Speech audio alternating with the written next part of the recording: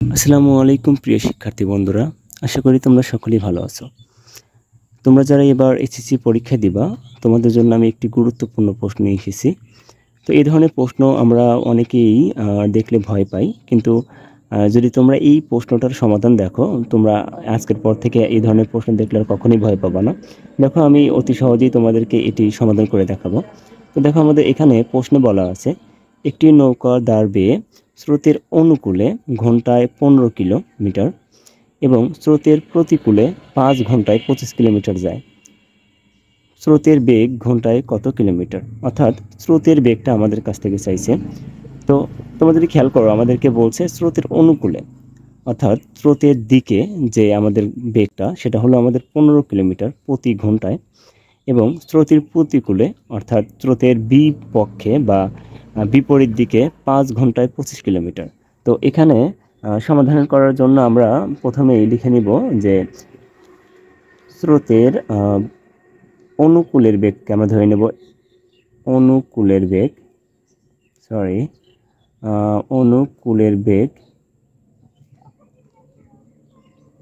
অনুকূলের বেগকে আমরা এ ধরে নিচ্ছি এবং প্রতিকূলের বেগকে আমরা বি ধরে নিব।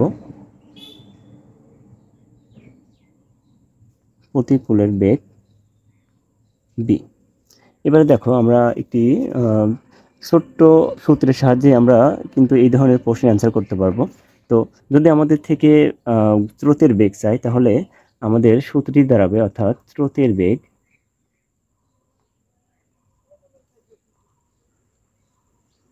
স্রোতের বেগ সমান হবে a মাইনাস বি ডিভাইডেড 2। তবে সেটা লিখতে হবে আমাদের প্রতি ঘন্টার জন্য। একইভাবে আমাদের যদি নৌকার বেগ চাই, সেক্ষেত্রে সূত্রটি দাঁড়াবে নৌকার বেগ সমান a প্লাস বি ডিভাইডেড 2, এবং এটিও হবে আমাদের প্রতি ঘন্টার জন্য, অর্থাৎ 1 ঘন্টার ক্ষেত্রে। দেখো, আমরা সূত্র দুটি পেয়ে গেছি। এবারে আমাদেরকে দেখতে হবে প্রতি ঘন্টার জন্য মানটা দেওয়া আছে কিনা। তো আমাদের কিন্তু এখানে স্রোতের অনুকূলে প্রতি ঘন্টার জন্য অর্থাৎ 1 ঘন্টার জন্য মান দেওয়া থাকলেও স্রোতের প্রতিকূলে 5 ঘন্টার জন্য মান দেওয়া আছে। তো দেখো, আমাদের যদি স্রোতের প্রতিকূলে 5 ঘন্টায় গতিবেগ হয় 25 কিলোমিটার, তাহলে কিন্তু আমরা সহজে বুঝতে পারতেছি যে 5 ঘন্টায় গতিবেগ আমরা লিখে নিই, গতিবেগ 25 কিলোমিটার। অতএব 1 ঘন্টায় গতিবেগ হবে 25/5 কিলোমিটার সমান 5 কিলোমিটার। দেখো, আমরা কিন্তু এখান থেকে সহজেই এই অঙ্কের জন্য, অর্থাৎ অনুকূলের বেগ, এই অঙ্কের জন্য আমাদের অনুকূলের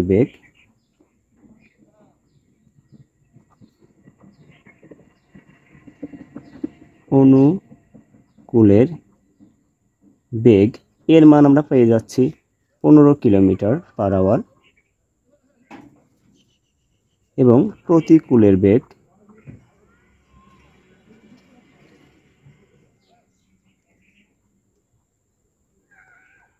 বির জন্য আমরা পেয়ে যাচ্ছি 5 কিলোমিটার।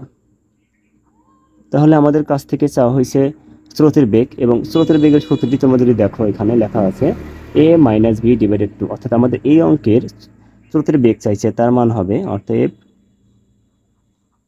স্রোতের বেগ সমান a minus b divided 2 kilometre.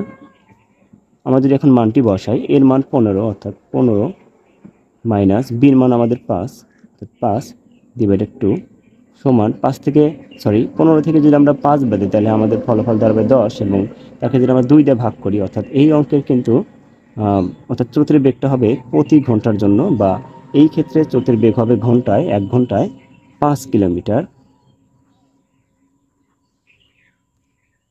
দেখো, তোমরা কিন্তু এই ধরনের প্রশ্নের উত্তরগুলো তোমরা অতি সহজেই দিতে পারবা যদি তোমরা এই দুটি সূত্র মনে রাখো। কখনো আমাদের স্রোতের বেগ চাই এবং কখনো আমাদের নৌকার বেগ চাই। তো তোমাদের কাছ থেকে যেটাই চাইবে, তোমরা কিন্তু এই দুটি সূত্রের সাহায্যে অতি সহজে এরকম প্রশ্নের উত্তর দিতে পারবা।